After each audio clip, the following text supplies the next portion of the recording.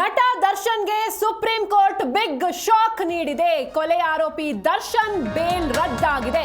ಕೊಲೆ ಆರೋಪಿ ದರ್ಶನ್ ಜಾಮೀನು ರದ್ದಾಗಿದೆ. ದರ್ಶನ್ ಸೇರಿದಂತೆ 7 ಜನರಿಗೆ ಬಂಧನದ ಭೀತಿ ಎದುರಾಗಿದೆ. ಹೈಕೋರ್ಟ್ ಆದೇಶವನ್ನ ರದ್ದುಗೊಳಿಸಿದೆ ಸುಪ್ರೀಂ ಕೋರ್ಟ್. ಕಾನೂನಿನ ಮುಂದೆ ಯಾರೂ ಕೂಡ ದೊಡ್ಡವರಲ್ಲ. ಅವರು ಎಷ್ಟೇ ದೊಡ್ಡ ಸೆಲೆಬ್ರಿಟಿ ಆಗಿರ್ಬೋದು, ಎಷ್ಟೇ ಹಣ ಇರ್ಬೋದು, ಆದ್ರೂ ಕೂಡ ಕಾನೂನಿನ ಮುಂದೆ ಎಲ್ಲರೂ ತಲೆಬಾಗಬೇಕಾಗತ್ತೆ.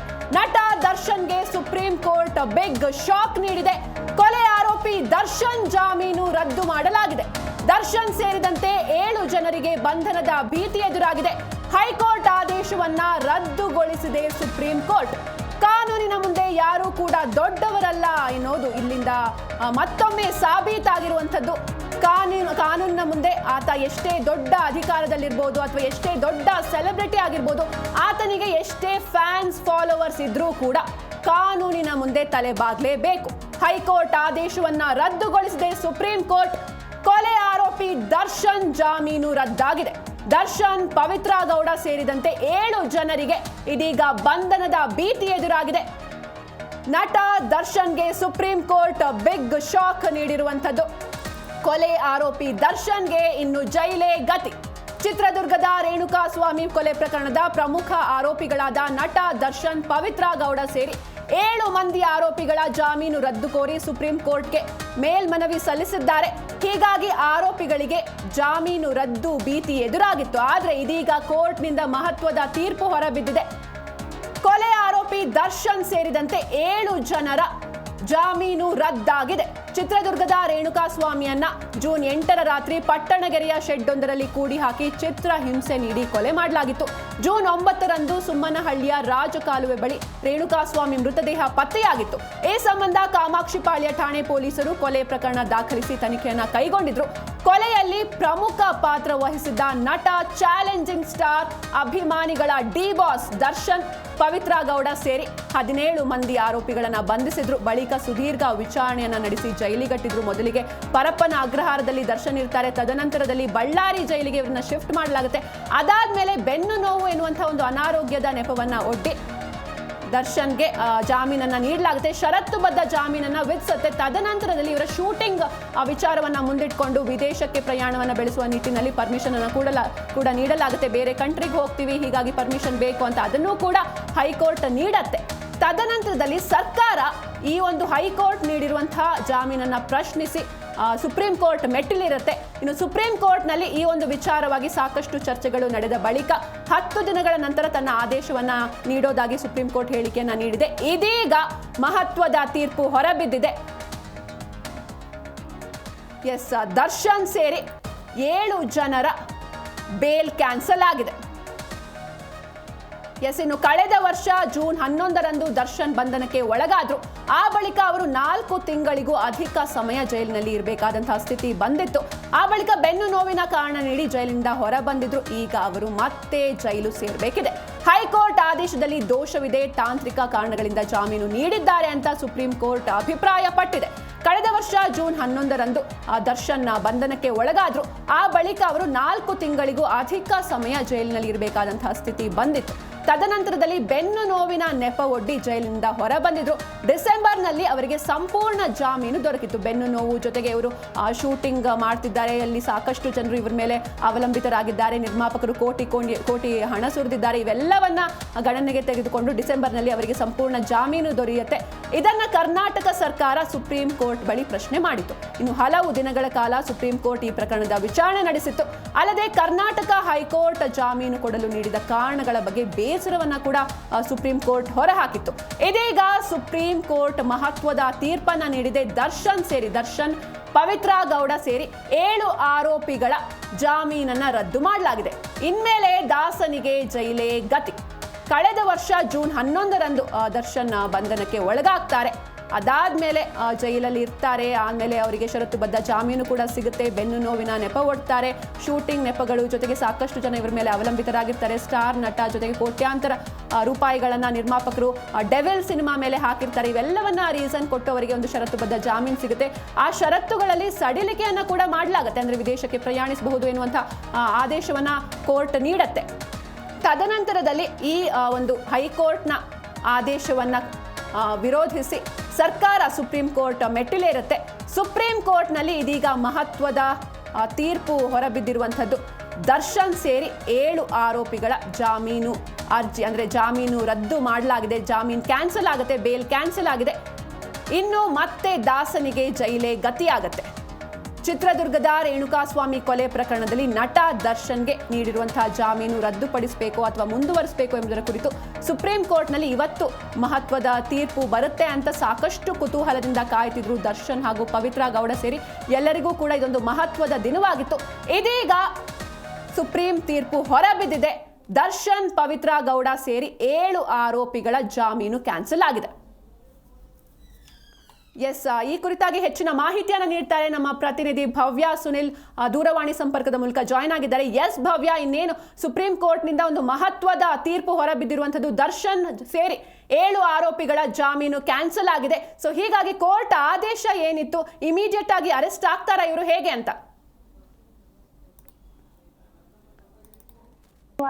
ಈ ಹಿಂದೆ ದರ್ಶನ್ ಕೊಲೆ ಪ್ರಕರಣದಲ್ಲಿ ಅರೆಸ್ಟ್ ಆದಾಗ ಅವರು ಪರಪ್ಪನಗರ ಜೈಲಲ್ಲಿ ರಾಜ್ಯಾತಿಥ್ಯವನ್ನ ಸ್ವೀಕಾರ ಮಾಡಿದ್ರು. ಈ ಸಂದರ್ಭದ ವಿಡಿಯೋಗಳು ಕೂಡ ವೈರಲ್ ಆಗಿತ್ತು. ಅದನ್ನ ಮೊದಲು ಸುಪ್ರೀಂ ಕೋರ್ಟ್ ಎತ್ತಿ ಹಿಡಿದಿರುವಂತದ್ದು. ಯಾಕಂದ್ರೆ ಪ್ರತಿ ಜೈಲು ಎಲ್ಲೆಲ್ಲ ರಾಜ್ಯದ ಪ್ರತಿ ಜೈಲಲ್ಲಿ ಯಾವುದೇ ರೀತಿಯಾದಂತಹ ರಾಜ್ಯಾತಿಥ್ಯ ಆಗಿರ್ಬೋದು, 5 ಸ್ಟಾರ್ ಟ್ರೀಟ್ಮೆಂಟ್ ಆಗಿರ್ಬೋದು, ಸೊ ಅದನ್ನ ಯಾರು ಕೊಟ್ಟಿದ್ದಾರೆ ಜೈಲಾಧಿಕಾರಿ ಸೂಪರಿಂಟೆಂಡೆಂಟ್ ಅನ್ನೇ ಸಸ್ಪೆಂಡ್ ಮಾಡ್ಬೇಕಂತ ಒಂದು ಸಂದೇಶವನ್ನ ಮೊದಲು ಸುಪ್ರೀಂ ಕೋರ್ಟ್ ಪಾಸ್ ಮಾಡಿರುವಂತದ್ದು. ಯಾಕಂದ್ರೆ ಜೈಲಲ್ಲಿ ತಪ್ಪು ಮಾಡಿದವರು ಜೈಲಲ್ಲಿ ಹೋಗಿ ಸರಿಯಾಗ್ಬೇಕಂತ ಅಲ್ಲಿಗೆ ಕಳಿಸ್ತೀವಿ, ಆದ್ರೆ ಅಲ್ಲಿ ಯಾವ ರೀತಿ ರಾಜ್ಯಾತಿಥ್ಯವನ್ನ ನೀಡಲಾಗುತ್ತೆ ಅನ್ನೋದನ್ನ ಮೊದಲು ಸುಪ್ರೀಂ ಕೋರ್ಟ್ ಹೇಳಿ ತದನಂತರ 7 ಆರೋಪಿಗಳ ಜಾಮೀನನ್ನ ರದ್ದು ಮಾಡಿ ಆದೇಶ ಹೊರಡಿಸಿದೆ. ಸೊ ಹೀಗಾಗಿ ದರ್ಶನ್ ಮತ್ತೆ ಜೈಲು ಪಾಲಾಗೋದು ಫಿಕ್ಸ್ ಆಗಿರುವಂತದ್ದು. ಅಷ್ಟು ಮಾತ್ರವಲ್ಲದೆ ಯಾವುದೇ ರೀತಿಯಾದಂತಹ ರಾಜ್ಯಾತಿಥ್ಯ ನೀಡದೆ ನೇರವಾಗಿ ಒಂದು ಕೈದಿ ಹೇಗಿರ್ಬೇಕು ಅದೇ ರೀತಿ ಅವರನ್ನ ನೋಡ್ಕೋಬೇಕು ಅನ್ನೋ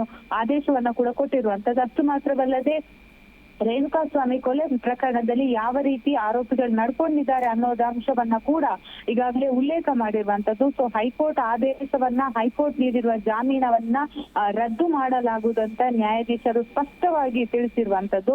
ಸೊ ಹೀಗಾಗಿ ಎಲ್ಲೋ ಒಂದು ಕಡೆ ಜೈಲಧಿಕಾರಿಗಳಿಗೆ ಒಂದು ಕಡೆ ಮೆಸೇಜ್ ಪಾಸ್ ಆದ್ರೆ, ಮತ್ತೊಂದು ಕಡೆ ಆರೋಪಿಗಳಿಗೆ ಕೂಡ ಇದೊಂದು ಬಹಳಷ್ಟು ಸಂಕಷ್ಟ ಪರಿಸ್ಥಿತಿ ಅಂತಾನೆ ಹೇಳ್ಬಹುದು. ಹಾಗೇನೆ ಕೆಳ ಹಂತದ ನ್ಯಾಯಾಲಯದಲ್ಲಿ ನಡೀತಾ ಇರುವಂತಹ ಟ್ರಯಲ್ ಏನಿದೆ, ಸೊ ಶೀಘ್ರ ಮೊನ್ನೆದು ಕಳೆದ 2 ದಿವಸಗಳ ಹಿಂದೆ ದರ್ಶನ್ ಹಾಗೇನೆ ಇತರೆ ಆರೋಪಿಗಳು ಕೆಲ ಹಂತದ ಸಿಟಿ ಸಿವಿಲ್ ಆವರಣದ 57ನೇ ಹಾಗೇನೆ 64ನೇ CCH ನ್ಯಾಯಾಲಯಕ್ಕೆ ಹಾಜರಾಗಿದ್ರು. ಸೊ ಟ್ರಯಲ್ ದಿನಾಂಕವನ್ನ ಆದಷ್ಟು ಬೇಗ ನಮೂದು ಮಾಡೋದಾಗಿ ಕೂಡ ನ್ಯಾಯಾಧೀಶರು ತಿಳಿಸಿದ್ರು.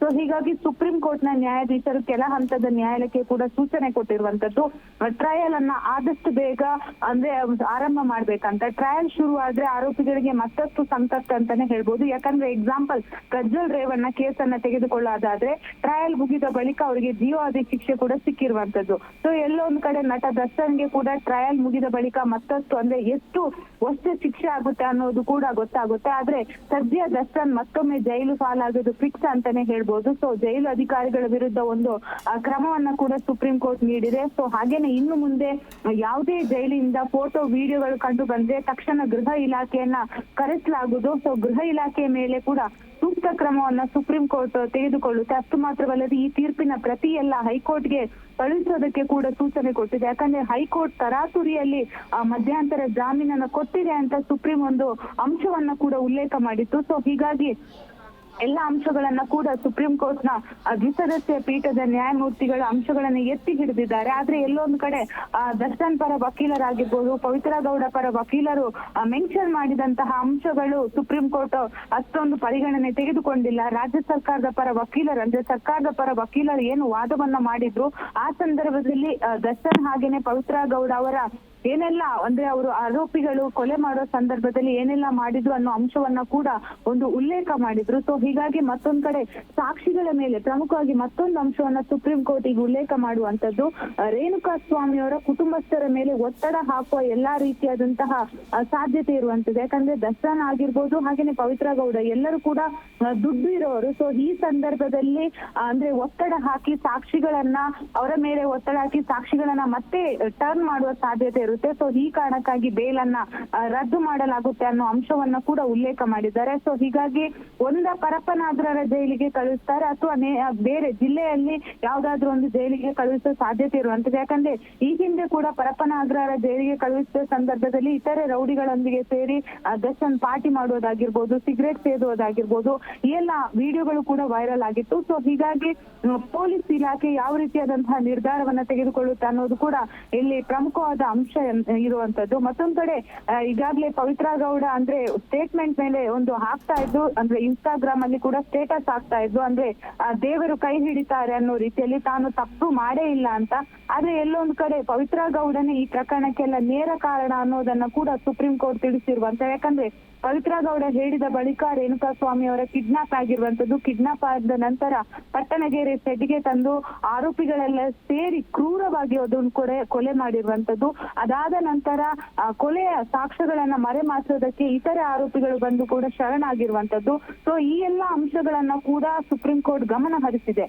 ಸೊ ಮತ್ತೊಂದು ಕಡೆ ಪ್ರಮುಖವಾಗಿ ದರ್ಶನ್ ಅವರ ಬೇಲ್ ರದ್ದಾಗೋದಕ್ಕೆ 2-3 ಅಂಶಗಳು ಕಾರಣ ಸಿಂಚನ. ಅದೇನಂದ್ರೆ ದರ್ಶನ್ ಅಂಡ್ ಗ್ಯಾಂಗ್ ರೇಣುಕಾಸ್ವಾಮಿಯವನ್ನ ಯಾವ ರೀತಿ ಚಿತ್ರಹಿಂಸೆ ಮಾಡಿ ಕೊಲೆ ಮಾಡಿದ್ದಾರೆ. ಅದಾದ ನಂತರ ಕೆಲವೊಂದು ಫೋಟೋಗಳು ಕೂಡ ವೈರಲ್ ಆಗಿತ್ತು, ಅದು ಮಾಧ್ಯಮದಲ್ಲಿ ಕೂಡ ಪ್ರಕಟ ಆಗಿತ್ತು. ಸೊ ಆ ಫೋಟೋಗಳನ್ನ ನೋಡಿ ನ್ಯಾಯಾಧೀಶರು ಒಂದು ಪ್ರಶ್ನೆಯನ್ನ ಕೇಳ್ತಾರೆ, ಯಾರೇ ವ್ಯಕ್ತಿ ಆಗ್ಲಿ ಈ ತರ ಕ್ರೂರವಾಗಿ ಅವರಿಗೆ ಚಿತ್ರಹಿಂಸೆ ಕೊಡೋದಕ್ಕೆ ಸಾಧ್ಯನಾ ಅನ್ನೋ ಪ್ರಶ್ನೆಯನ್ನ ಕೂಡ ಉಲ್ಲೇಖ ಮಾಡಿದ್ರು. ಸೊ ಈ ಫೋಟೋ ಕೂಡ ದರ್ಶನ್ ಜಾಮೀನು ರದ್ದಾಗೋದಕ್ಕೆ ಕಾರಣ ಹೇಳ್ಬೋದು. ಯಾಕಂದ್ರೆ ಪ್ರಮುಖವಾಗಿ ಫೋಟೋ ಆಗಿರ್ಬೋದು, ವಿಡಿಯೋ, ಅದ್ರಲ್ಲಿ ರೇಣುಕಾಸ್ವಾಮಿ ಪರಿಪರಿಯಾಗಿ ಕೈ ಮುಗಿದು ಬೇಡ್ತಾನೆ. ಅಂದ್ರೆ ತನ್ನನ್ನ ಬಿಟ್ಟು ಬಿಡಿ, ತಾನು ತಪ್ಪು ಮಾಡಿದ್ದಾಗಿ ಕೂಡ ಒಪ್ಕೋತಾನೆ. ಆದ್ರೂ ಕೂಡ ಆರೋಪಿಗಳು ಆತನನ್ನ ಬಿಡದೆ ಕಾಲಿನಿಂದ ಒದ್ದು ಬೆಲ್ಟ್ ಅಲ್ಲಿ ಹೊಡೆದು ತದನಂತರ ದೊನ್ನೆಯಲ್ಲಿ ಕೂಡ ಪೆಟ್ಟು ಕೊಟ್ಟಿದ್ದಾರೆ. ಸೊ ಅದಾದ ನಂತರ ಕೊಲೆಯಾದ ಬಳಿಕ ಆತನನ್ನ ಫುಟ್ಪಾತ್ ಅಂದ್ರೆ ಒಂದು ಕಸದ ಹತ್ತಿರ ಕೂಡ ಬಿಸಾಕಿರುವಂತ ವಿಚಾರ ಕೂಡ ಈಗಾಗಲೇ ತನಿಖೆಯಲ್ಲಿ ಬಯಲಾಗಿರುವಂತದ್ದು. ಸೊ ಹೀಗಾಗಿ ಇವರಿಗೆ ಸಪೋರ್ಟ್ ಮಾಡಿದಂತಹ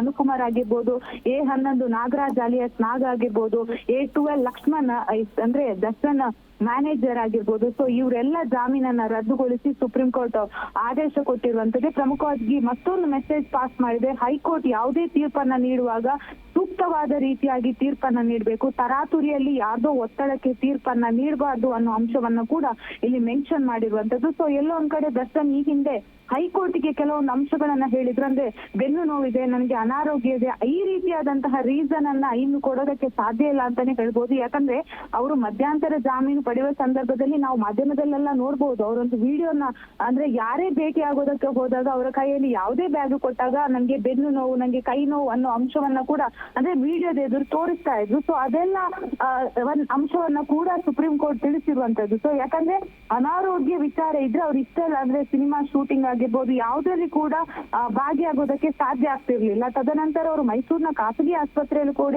ಚಿಕಿತ್ಸೆಯನ್ನ ಪಡಿತಾರೆ. ಅದೇ ಚಿಕಿತ್ಸೆ ಮಾಡಿರುವ ಸಂದರ್ಭದಲ್ಲಿ ಅವರಿಗೆ ಪರ್ಟಿಕ್ಯುಲರ್ ಆಗಿ ಸಿ ವಿ ನಾಗೇಶ್ ಅವರು ಹೈಕೋರ್ಟ್ ಅಲ್ಲಿ ವಾದ ಮಾಡುವ ಸಂದರ್ಭದಲ್ಲಿ ಅವರಿಗೆ ಮೇಜರ್ ಅಂದ್ರೆ ಆಪರೇಷನ್ ಆಗಿರ್ಬೋದು ಅಥವಾ ಅವರಿಗೆ ಲಕ್ವ ಹೊಡೆಯುವ ಸಾಧ್ಯತೆ ಇದೆ ಅನ್ನೋ ಅಂಶವನ್ನ ಕೂಡ ಉಲ್ಲೇಖ ಮಾಡಿದ್ರು. ಅದೆಲ್ಲ ಸುಳ್ಳು ಅಂತ ಸುಪ್ರೀಂ ಕೋರ್ಟ್ ಅಲ್ಲಿ ಸರ್ಕಾರದ ಪರ ವಕೀಲರು ಸಲ್ಲಿಸಿರುವಂತಹ ರಿಪೋರ್ಟ್ ಅನ್ನ ಕೂಡ ಸಬ್ಮಿಟ್ ಮಾಡಿರುವಂತದ್ದು. ಸೊ ಎಲ್ಲೋ ಒಂದ್ ಕಡೆ ಸುಪ್ರೀಂ ಕೋರ್ಟ್ ಅಂದ್ರೆ ಯಾರೇ ದೊಡ್ಡವರು ಎಷ್ಟೇ ತಪ್ಪು ಮಾಡಿದ್ರು ಕೂಡ ಕಾನೂನಲ್ಲಿ ಅವರು ತಪ್ಪಿಸ್ಕೊಳ್ಳೋಕೆ ಸಾಧ್ಯ ಇಲ್ಲ, ನ್ಯಾಯ ಎಲ್ಲರಿಗೂ ಒಂದೇ. ದರ್ಶನ್ಗೆ ದೊಡ್ಡ ಶಾಕ್ ಅನ್ನ ಸುಪ್ರೀಂ ಕೋರ್ಟ್ ಕೊಟ್ಟಿದೆ ಅಂತ ಹೇಳ್ಬೋದು. ಅಷ್ಟು ಮಾತ್ರವಲ್ಲದೆ ಒಂದು ಅಂಶವನ್ನ ಕೂಡ ಮೆನ್ಷನ್ ಮಾಡಿದ್ದಾರೆ, ಕಾನೂನಿನ ಮುಂದೆ ಯಾರು ದೊಡ್ಡವರಲ್ಲ, ಯಾರು ಸಣ್ಣವರಲ್ಲ ಅಂತ ನ್ಯಾಯವನ್ನ ಸುಪ್ರೀಂ ಕೋರ್ಟ್ ಎತ್ತಿ ಹಿಡಿದಿದೆ. ಸೊ ಹೀಗಾಗಿ ಇನ್ನು ಅವರು ಜೈಲಿಗೆ ಹೋದಾಗ ಆರೋಪಿ ಸಾಮಾನ್ಯ ಕೈದಿ ಅಂತ ಇರಬೇಕು. ಈ ಮುಂಚೆ ಆತನಿಗಿದ್ದಂತ 5 ಸ್ಟಾರ್ ಟ್ರೀಟ್ಮೆಂಟ್ ಕೂಡ ಅದನ್ನ ಯಾವುದನ್ನು ಕೂಡ ಕೊಡಬಾರ್ದು. ಒಂದು ವೇಳೆ ಕೊಟ್ರೆ ಜೈಲ್ ಸೂಪರಿಂಟೆಂಡೆಂಟ್ ಯಾರಿದ್ದಾರೆ ಅವರನ್ನ ಸಸ್ಪೆಂಡ್ ಮಾಡೋದಾಗಿ ಕೂಡ ಸುಪ್ರೀಂ ಕೋರ್ಟ್ ಎಚ್ಚರಿಕೆಯನ್ನ ಕೂಡ ಕೊಟ್ಟಿದೆ. ಸೊ ಸದ್ಯ ಅವರ ಡೆವಿಲ್ ಶೂಟಿಂಗ್ ಸಿನಿಮಾ ಏನಿದೆ ಅದು ಅರ್ಧದಲ್ಲೇ ಮೊಟಕುಗೊಳಿಸುವ ಎಲ್ಲಾ ಸಾಧ್ಯತೆ ಇದೆ. ಯಾಕಂದ್ರೆ ಇದು ಲ್ಯಾಂಡ್ ಮಾರ್ಕ್ ತೀರ್ಪಾಗ್ಬೇಕಂತ ಕೂಡ ಸುಪ್ರೀಂ ಕೋರ್ಟ್ ಅಭಿಪ್ರಾಯವನ್ನ ವ್ಯಕ್ತಪಡಿಸಿದೆ.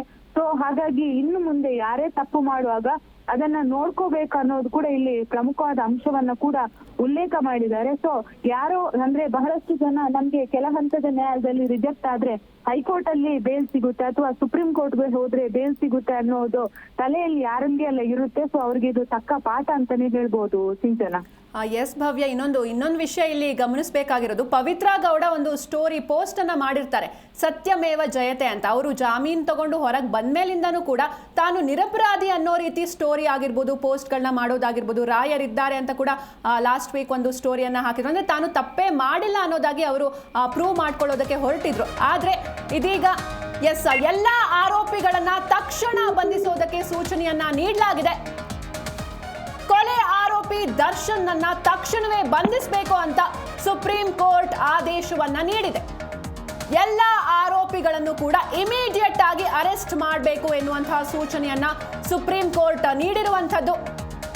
ಕೊಲೆ ಆರೋಪಿ ದರ್ಶನ್ ಅನ್ನ ಬಂಧಿಸಬೇಕು ಅಂತ ಸುಪ್ರೀಂ ಸೂಚನೆ ನೀಡಿದೆ. ಕೊಲೆ ಆರೋಪಿ ದರ್ಶನ್ ಹಾಗೂ ಪವಿತ್ರ ಗೌಡ ಸೇರಿದಂತೆ ಎಲ್ಲ ಆರೋಪಿಗಳನ್ನು ಕೂಡ ತಕ್ಷಣವೇ ಇಮಿಡಿಯೇಟ್ ಆಗಿ ಅರೆಸ್ಟ್ ಮಾಡಬೇಕು ಎನ್ನುವಂತಹ ಒಂದು ಸೂಚನೆ ಇದೀಗ ಸುಪ್ರೀಂ ಕೋರ್ಟ್ನಿಂದ ಬಂದಿರುವಂಥದ್ದು. ಮಹತ್ವದ ತೀರ್ಪು ಇಂದು ಸುಪ್ರೀಂ ಕೋರ್ಟ್ನಿಂದ ಪ್ರಕಟವಾಗಿರುವಂಥದ್ದು. ಎಸ್ ಭವ್ಯ, ನಾವು ಮಾತಾಡ್ತಾ ಇದ್ವಿ, ಇನ್ನು ತಕ್ಷಣವೇ ಬಂಧಿಸಬೇಕು, ಇಮಿಡಿಯೇಟ್ ಆಗಿ ಅರೆಸ್ಟ್ ಮಾಡಬೇಕು ಎನ್ನುವಂತಹ ಒಂದು ಸೂಚನೆಯನ್ನ ಇದೀಗ ಸುಪ್ರೀಂ ಕೋರ್ಟ್ ನೀಡಿದೆ. ಸೊ ಈ ಬಗ್ಗೆ ಹೇಳ್ತಾ ಹೋಗೋದಾದ್ರೆ, ಇನ್ನು ನಾನಾಗ್ಲೇ ಹೇಳ್ತಾ ಇದ್ದೆ, ಪವಿತ್ರ ಗೌಡ ಪ್ರತಿಯೊಂದು ಹಂತದಲ್ಲೂ ಕೂಡ ತಾನು ನಿರಪರಾಧಿ, ತಾನು ನ್ಯಾಯ ಕಡೆ ಇದ್ದೀನಿ, ನ್ಯಾಯಕ್ಕೆ ಗೆಲುವು ಸಿಗುತ್ತೆ ಅಂತ ಕೂಡ ಪೋಸ್ಟ್ ಅನ್ನ ಮಾಡಿದ್ರು. ಆದ್ರೆ ಇದೀಗ ಬೇಲ್ ಕ್ಯಾನ್ಸಲ್ ಆಗಿದೆ, ತಕ್ಷಣವೇ ಅರೆಸ್ಟ್ ಮಾಡಬೇಕು ಅಂತ ಕೂಡ ಈಗೊಂದು ತೀರ್ಪು ಬಂದಿರುವಂಥದ್ದು, ಸೂಚನೆ ಬಂದಿರುವಂಥದ್ದು. ಈ ಬಗ್ಗೆ ಹೇಳ್ತಾ ಹೋಗೋದಾದ್ರೆ ನೆಕ್ಸ್ಟ್ ಅವರು ಏನೆಲ್ಲ ಕಾನೂನಾತ್ಮಕ ಹೋರಾಟವನ್ನ ಮಾಡಬಹುದು ಅಂತ. ಯಾಕಂದ್ರೆ ಸದ್ಯದ ಮಾಹಿತಿ ಪ್ರಕಾರ ದರ್ಶನ್ ಹಾಗೇನೆ ಪವಿತ್ರ ಗೌಡ ಸೇರಿ ಕೆಲವು ಆರೋಪಿಗಳು ಬೆಂಗಳೂರಲ್ಲೇ ಇರುವಂತದ್ದು. ಸೊ ಹೀಗಾಗಿ ಎಲ್ಲಿ FIR ಆಗಿದೆ, ಸೊ ಅಲ್ಲಿನ ಪೊಲೀಸರು ಅವರನ್ನ ಕರೆ ತರುವಂತಹ ಸಾಧ್ಯತೆ ಕೂಡ ಇರುವಂತದ್ದು. ಸದ್ಯ ಈ ತೀರ್ಪು ಒಂದು ಲ್ಯಾಂಡ್ ಮಾರ್ಕ್ ಆಗುತ್ತೆ ಅನ್ನೋದನ್ನ ಕೂಡ ಸುಪ್ರೀಂ ಕೋರ್ಟ್ ಉಲ್ಲೇಖ ಮಾಡಿರುವಂತದ್ದು. ಸೊ ಹೀಗಾಗಿ ನಾನು ಈಗಾಗ್ಲೇ ಹೇಳ್ದೆ, ಅವರನ್ನ ಅರೆಸ್ಟ್ ಮಾಡಿದ ತಕ್ಷಣ ಪ್ರೊಸೆಸ್ ಏನಿದೆ ಅಂದ್ರೆ ಮತ್ತೆ ನ್ಯಾಯಾಧೀಶರ ಎದುರುಗಡೆ ಹಾಜರುಪಡಿಸಿ ಮತ್ತೆ ವಶಕ್ಕೆ ಪಡೆಯುವ ಸಾಧ್ಯತೆ ಇರುತ್ತೆ, ಅಥವಾ ನೇರವಾಗಿ ಪರಪನಗರ ಜೈಲಿಗೆ ಅಥವಾ ಇತರೆ ಜೈಲಿಗಳಿಗೆ ಯಾವುದಕ್ಕೆ ನ್ಯಾಯಾಧೀಶರು ಸೂಚಿಸ್ತಾರೆ ಅಲ್ಲಿಗೆ ಕರೆದೊಯ್ಯುವ ಸಾಧ್ಯತೆ ಇರುವಂತದ್ದು. ಆದ್ರೆ ಪ್ರಮುಖವಾಗಿ ಈಗಾಗಲೇ ಟ್ರಯಲ್ ಹಂತದಲ್ಲಿ ಇರೋ ಕಾರಣಕ್ಕಾಗಿ ಆರೋಪಿಯನ್ನ ಅರೆಸ್ಟ್ ಮಾಡಿ ಕಾನೂನಿನ ಪ್ರೊಸೆಸ್ ಏನಿದೆ ಅಂದ್ರೆ 14 ಅವ್ರನ್ನ ಇಷ್ಟು ಟೈಮಿಂಗ್ಸ್ ಒಳಗಡೆ ಮಾತ್ರ ಪೊಲೀಸರ ವಶದಲ್ಲಿ ಇಟ್ಕೊಂಡು ತದನಂತರ ಮೆಡಿಕಲ್ ಟೆಸ್ಟ್ ಎಲ್ಲ ಮಾಡಿಸಿ ತದನಂತರ ಅವರನ್ನ ಜೈಲಿಗೆ ಬಿಡುವ ಸಾಧ್ಯತೆ ಕೂಡ ಇದೆ. ಸದ್ಯದ ಮಾಹಿತಿ ಪ್ರಕಾರ ದರ್ಶನ್ ಅವರ ಮನೆಯಲ್ಲಿದ್ದಾರೆ, ಪವಿತ್ರ ಗೌಡ ಅವರ ಮನೆಯಲ್ಲಿ ಇರುವಂತದ್ದು. ಸೊ ಎಲ್ಲೋ ಒಂದ್ ಕಡೆ ಪವಿತ್ರ ಗೌಡ ನಿನ್ನೆಯಿಂದ ಕೂಡ ಸ್ಟೇಟ್ಮೆಂಟ್ ಇನ್ಸ್ಟಾಗ್ರಾಮ್ ಸ್ಟೇಟ್ಮೆಂಟ್ ನ ಕೂಡ ಹಾಕ್ತಾ ಇದ್ರು. ಅಂದ್ರೆ ಇವತ್ತು ಗುರುವಾರ ಆದ ಕಾರಣ ದೇವರಿದ್ದಾರೆ, ರಾಯರಿದ್ದಾರೆ ಅನ್ನೋದನ್ನ ಕೂಡ ಅವರು ಮೆನ್ಷನ್ ಮಾಡಿದ್ರು. ಸೊ ಎಲ್ಲೋ ಒಂದು ಕಡೆ ಸುಪ್ರೀಂ ಕೋರ್ಟ್ ಪ್ರಮುಖವಾಗಿ ಪವಿತ್ರ ಗೌಡ ಅವರನ್ನೇ ಪಾಯಿಂಟ್ ಮಾಡಿ ಒಂದು ಅಂಶವನ್ನ ಹೇಳ್ತಾರೆ. ಯಾಕಂದ್ರೆ ಸುಪ್ರೀಂ ಕೋರ್ಟ್ಗೆ ಸಲ್ಲಿಸಿರುವಂತಹ ಲಿಖಿತವಾದ ವಾದ ಏನಿದೆ ಅದರಲ್ಲಿ ಆರೋಪಿ ನಂಬರ್ 1 ನಲ್ಲಿ ಪವಿತ್ರ ಗೌಡ ಇರುವಂತದ್ದು. ಸೊ ಇದು ಅಲ್ಲಿ ಅವರ ವಕೀಲರು ವಾದ ಮಾಡುವ ಸಂದರ್ಭದಲ್ಲಿ ಮೃತ ರೇಣುಕಾ ಸ್ವಾಮಿಯಿಂದ ಪವಿತ್ರ ಗೌಡ ಬಹಳಷ್ಟು ಲೈಂಗಿಕ ಕಿರುಕುಳಕ್ಕೊಳಗಾಗಿದ್ದರು. ಅಷ್ಟು ಮಾತ್ರವಲ್ಲದೆ ಸೊ ಇದು ಪವಿತ್ರ ಗೌಡ ಹಾಗೇನೆ ಇತರ ಆರೋಪಿಗಳ ನಡುವೆ ಸಂವಹನ ನಡೆದಿಲ್ಲ. ಸೊ ಯಾವುದೇ ರೀತಿಯಾಗಿ ಪವಿತ್ರ ಗೌಡ ನೇರವಾಗಿ ರೇಣುಕಾ ಸ್ವಾಮಿಯನ್ನ ಕೊಲೆ ಮಾಡೋದ್ರಲ್ಲಿ ಭಾಗಿಯಾಗಿಲ್ಲ. ಹಾಗೇನೆ ನಾನು ಒಬ್ಬಂಟಿ ಪೋಷಕರಾಗಿದ್ದು 10ನೇ ತರಗತಿ ಓದುತ್ತಿರುವ ಮಗಳಿದ್ದಾಳೆ ಅನ್ನೋ ಅಂಶವನ್ನ ಕೂಡ ಉಲ್ಲೇಖ ಮಾಡಿದ್ರು. ಆದ್ರೆ ಸುಪ್ರೀಂ ಕೋರ್ಟ್ ಇದನ್ನ ಯಾವುದನ್ನು ಕೂಡ ಪರಿಗಣನೆ ತೆಗೆದುಕೊಂಡಿಲ್ಲ. ಯಾಕಂದ್ರೆ ಸುಪ್ರೀಂ ಕೋರ್ಟ್ ಒಂದು ಅಂಶವನ್ನ ಮೆನ್ಷನ್ ಮಾಡುತ್ತೆ, ಈ ಎಲ್ಲ ಕಾರಣಕ್ಕೆ ನೀವೇ ನೇರ ಕಾರಣ. ಸೊ ನೀವಿಲ್ಲದಿದ್ದರೆ ದರ್ಶನ್ ಕೂಡ ಮುಂದೆ ಬರ್ತಾ ಇರ್ಲಿಲ್ಲ ಅಥವಾ ಇತರೆ ಆರೋಪಿಗಳು ಕೂಡ ಮುಂದೆ ಬರ್ತಾ ಇಲ್ಲ ಅನ್ನೋ ಅಂಶವನ್ನ ಕೂಡ ಉಲ್ಲೇಖ ಮಾಡಿದ್ದಾರೆ. ಸೊ ಹೀಗಾಗಿ ಈಗ 7 ಆರೋಪಿಗಳು ಏನಿದ್ದಾರೆ 7 ಆರೋಪಿಗಳನ್ನ ಕೂಡ ಬಂಧಿಸುವಂತೆ ನ್ಯಾಯಾಲಯ ಸೂಚನೆ ಕೊಟ್ಟಿದೆ. ಸೊ ಹೀಗಾಗಿ ಆರೋಪಿಗಳನ್ನ ಪೊಲೀಸರು ವಶಕ್ಕೆ ಪಡೆಯೋದಕ್ಕೆ ಈಗಾಗಲೇ ತಯಾರಿಯನ್ನ ಮಾಡುವ ಸಾಧ್ಯತೆ ಇರುವಂತದ್ದು. ಸೊ ಸದ್ಯ